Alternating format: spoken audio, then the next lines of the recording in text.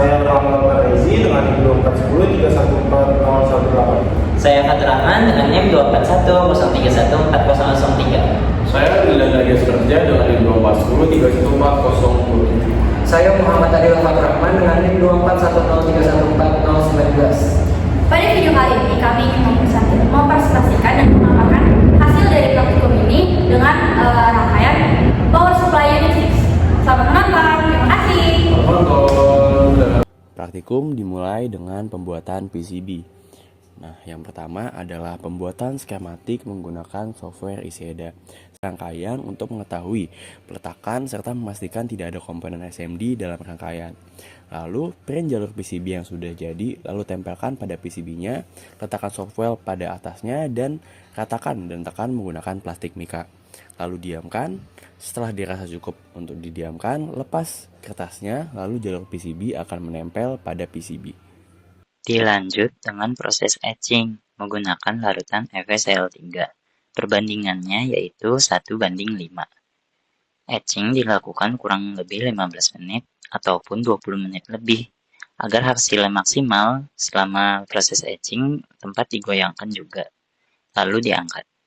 Setelah diangkat, PCB akan digosok menggunakan sabut besi untuk membersihkan kertas yang menempel pada rangkaian.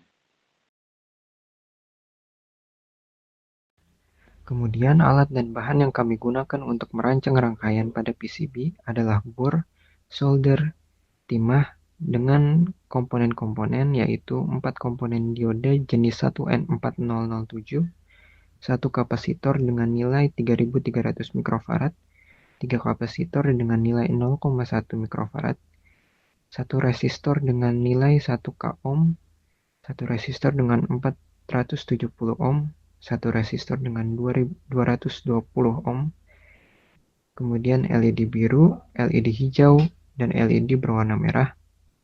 Lalu ada IC LM7812, IC LM7809, IC LM7805. Lalu ada trafo step down dengan jenis 12 volt 1 ampere. Lalu ada satu terminal 2 pin untuk input AC dan 3 terminal 2 pin untuk output DC.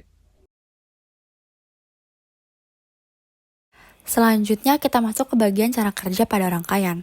Setelah komponen PCB siap, akan dilanjut dengan pengeboran PCB pada tempat yang sudah ditandai untuk masuknya komponen. Pada tahap ini kita pastikan besar lubang itu cukup untuk masuknya kaki-kaki pada komponen. Setelah itu kita pasang komponen ke PCB untuk memastikan tempat dan posisinya. Tempat dan posisinya itu bisa kita lihat pada skematik yang sudah kita buat. Setelah itu, jika dirasa sudah pas, kita akan masuk ke tahap penyolderan komponen ke PCB. Pada tahap penyolderan ini, kita harus memastikan kalau komponen-komponen itu sudah tidak ada yang goyang atau kuat pada PCB agar tidak terjadi short pada rangkaian. Setelah itu, kita akan melakukan uji running PCB dengan memasukkan tegangan input melalui trafo step down sebesar 12 volt.